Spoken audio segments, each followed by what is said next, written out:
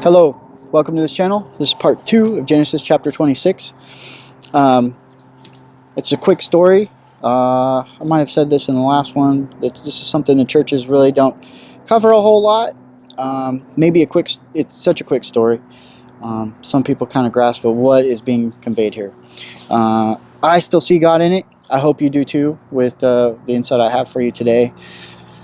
So in the meantime, let's begin. Genesis chapter 26. This is being read out of the English Standard Version, the ESV.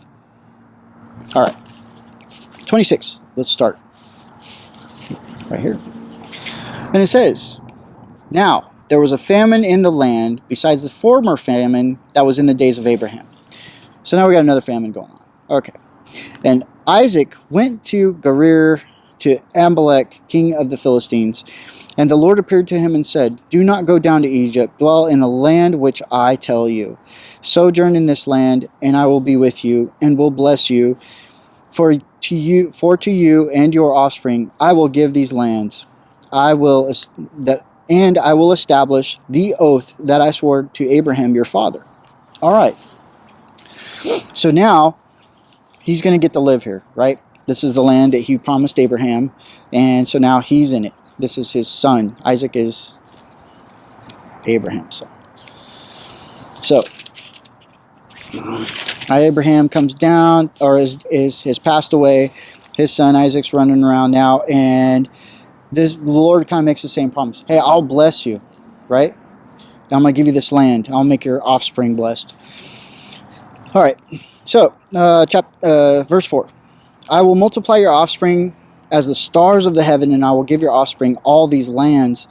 And in your offspring all the nations of the earth shall be blessed, because Abraham obeyed my voice and kept my charge, my commandments, my statutes, my laws."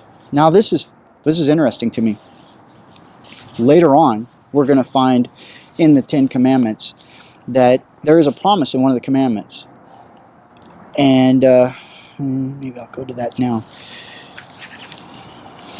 Anyways, 10 Commandments. Let's just go to that real quick. This is a little more in-depth than what I normally go, but I feel it's kind of important. It's Exodus. I think it's 16. Bear with me, folks. I am so sorry. Bread from heaven, maybe 17. Water from the rock. It's Mount Sinai. Getting closer. 10 Commandments, 20. So if you want to know, 10 Commandments are found in Exodus chapter 20. I'm going to read this real quick. "And God spoke these words, saying, I am the Lord your God, who brought you out of the land of Egypt, out of the house of slavery. You shall have no other gods before me." This is number 1. "You shall not make for yourself a carved image or any likeness of anything that is in heaven above, or that is in the earth beneath, or that is in the water under the earth. You shall not bow down to them nor serve them." 2. Idols. No idols. And why? Because this is what it says. "You shall not bow down to them nor serve them, for I, the Lord your God, am a jealous God, visiting the iniquity of the fathers on their children and their kind in their third." "Visiting the iniquity of the fathers on the children to the third and fourth generations of those who hate me, but showing steadfast love to thousands of those who love me and keep my commandments." Okay, that's the promise. So it's kind of fulfilled right here. He's saying, because Abraham obeyed me, multitudes, generation will be blessed because of Abraham, because of what Abraham did.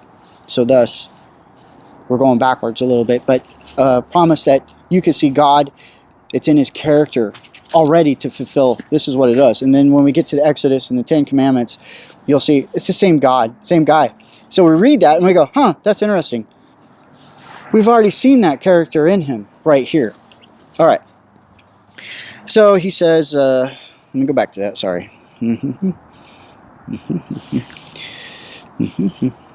I will multiply your offspring. The stars. Blah, blah, blah. And okay, because Abraham obeyed my voice and kept my charge, my commandments, my statutes, my laws. So Abraham settled near Gerar. When the men of the place asked him about his wife, he said, "She is my sister," for he feared to say, "my wife," thinking, "lest these men of the place should kill me because of Rebekah." I don't know what is up with this. Abraham did the same thing, right? So it's kind of with Sarah saying, "Hey, when they were in Egypt, they're like, hey, she's my sister. That's his wife." Okay, so I don't know why they do that. Anyways, because she was attractive in appearance. When he had been there a long time, Amalek, king of the Philistines, looked out of the window and saw Isaac laughing with Rebekah, his wife.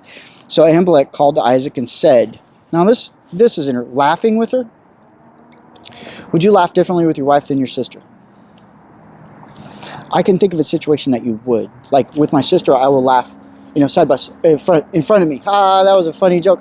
If it's my wife, she's right here next to me, right here next to me, and I'm holding her.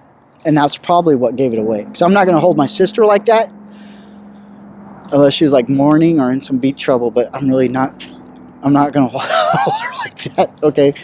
All right, so, behold, she is your wife.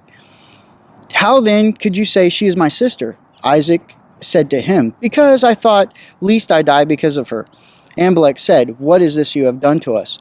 One of the people might easily have lain with your wife, and you would have brought guilt upon us. So they're worried about the guilt, right? Unlike today, a lot of people don't worry about that, but this is really much different time. But they're worried about the guilt that will come upon them, that will be visited to them, probably from the Lord. Or just a God, period. Maybe that fear of the unknown. Because back then they didn't know about disease or anything like that. So if something runs through, they're going to be like, who did it? Who was guilty, right? So who's guilty? Who caused the COVID? That's what I want to know. Let's knuckle. Okay. So anyways, Amalek warned all the people, saying, whoever touches this man or his wife shall surely be put to death. And Isaac sowed in that land and reaped in the same year 100-fold. That is sick. If you're a farmer, could you imagine? A gardener. One seed, right? You put one seed in the ground for whatever. Just whatever your favorite plant is. I'm going to use wheat because I'm from Kansas, so it's wheat.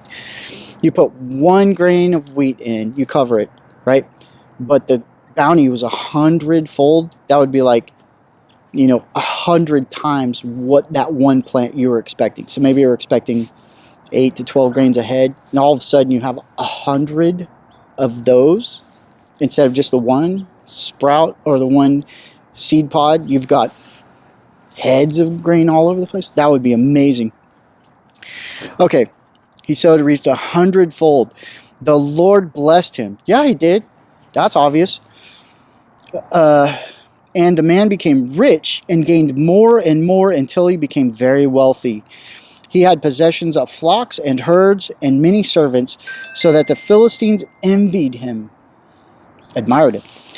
Now the Philistines had stopped and filled with earth all the wells that his father's servants had dug in the days of Abraham, his father.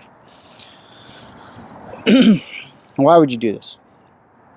It could be for tactical reasons, like you did not want people coming up through that way, so you filled in the holes, right?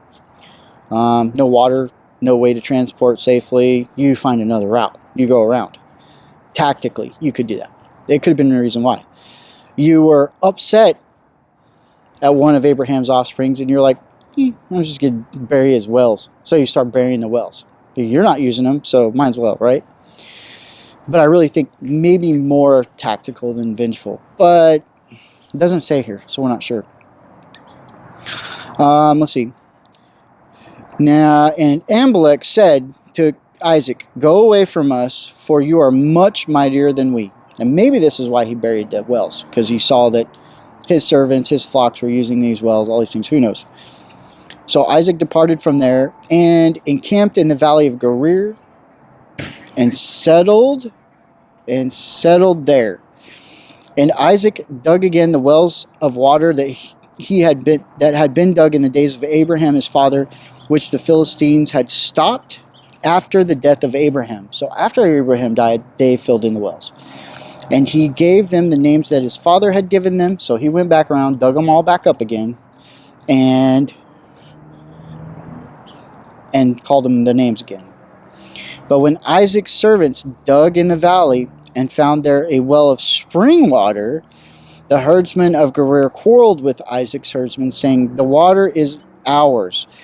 So he called the name of that well Esek.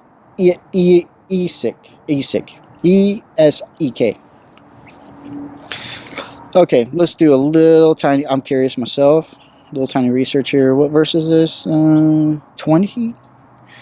So under my Bible, I get the cheat directions thing. Under 20, this is asterisk number 2. Hebrew may suggest, okay. Esek means contention. So it's an actual word meaning contention. So that's what he named the well, contention. Because they contended with him. Okay. Then they dug another well, and they quarreled over that also. So he called its name Sitna. Is there a 3 on there? Yeah. Sitna means enmity. Enmity. E-N-M-I-T-Y. Enmity.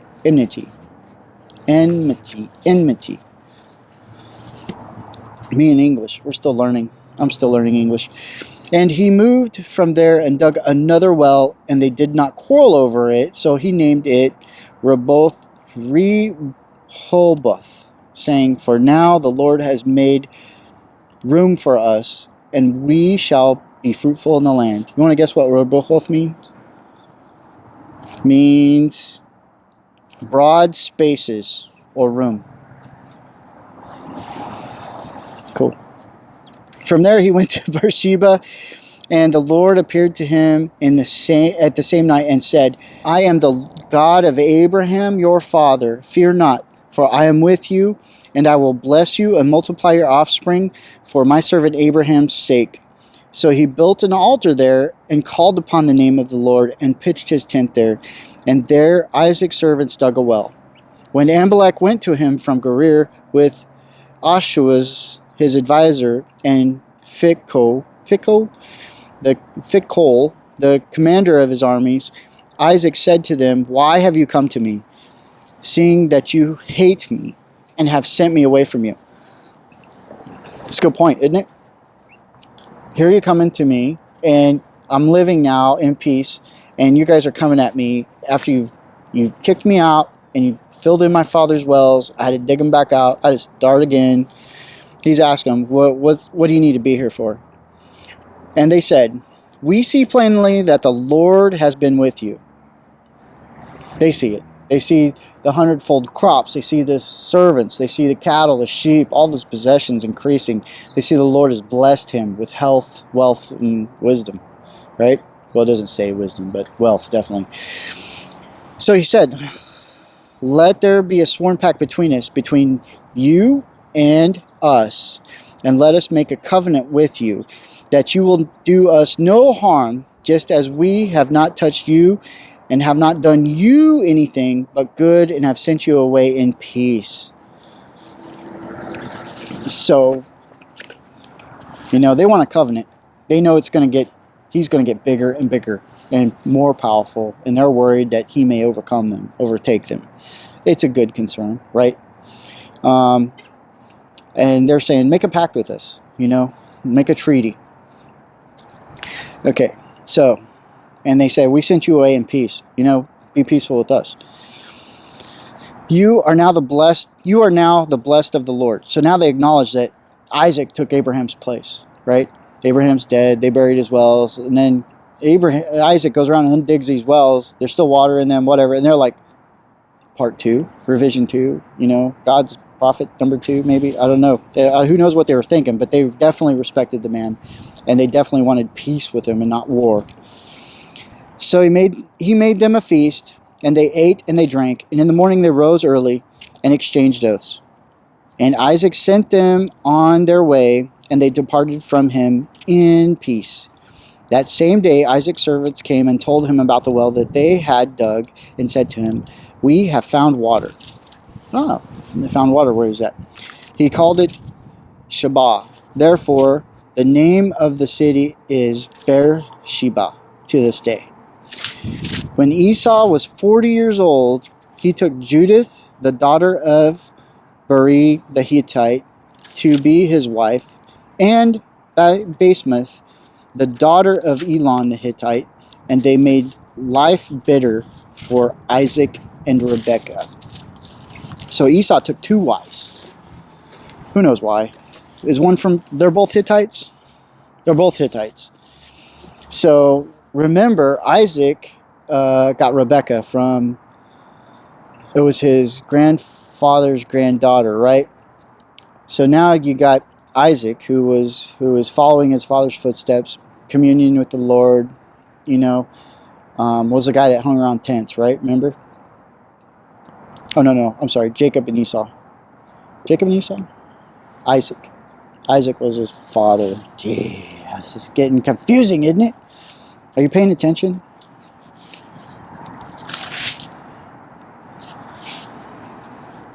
Esau sells his birthright to Jacob. Okay, so Jacob and Esau. This is Isaac. So Isaac, his father. Let's get this right, folks. Kids get it right. So Isaac was Abraham's kid, and Esau was Isaac's kid. So now Esau was 40 years old, and he took 2 daughters, right? He took Judith, the daughter of Beri the Hittite, to be his wife, and Basemath, the daughter of Elon the Hittite. And they made life bitter for Isaac and Rebekah. All right. So Jacob we will marry on the next chapter, I think. So, interesting. But see, God is with Isaac, continuing from Abraham, promised Abraham. Now he's promising Isaac. It's moving on. And he's promising the same thing generationally. I will bless you. I will bless your kids and your kids' kids and your kids' kids' kids' kids, all the way down.